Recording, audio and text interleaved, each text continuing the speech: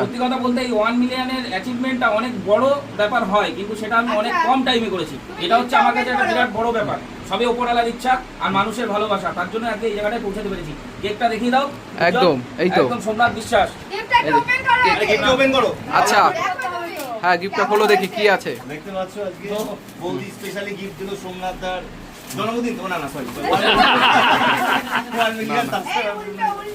আচ্ছা সোজা করো। হিরো আমি সেই না 1 মিলিয়ন। ওই দেখি এদিকে দেখি। দারুন দারুন দারুন। মজা করছি। দারুণ হয়েছে। বৌদিরা স্পেশালি গিফট দিল। একদম খুব ভালো লাগলো আমার। এই যে হ্যাঁ দারুন দারুন ভালো দারুন। হয়েছে, আপনারা অবশ্যই কমেন্ট করে জানাবেন।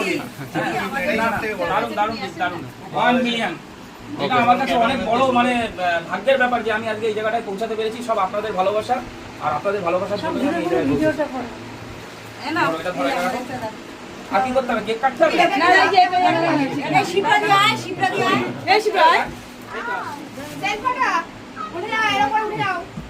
ওই দাও, কি করে কাটবে তোমরা? কি আছে? মানে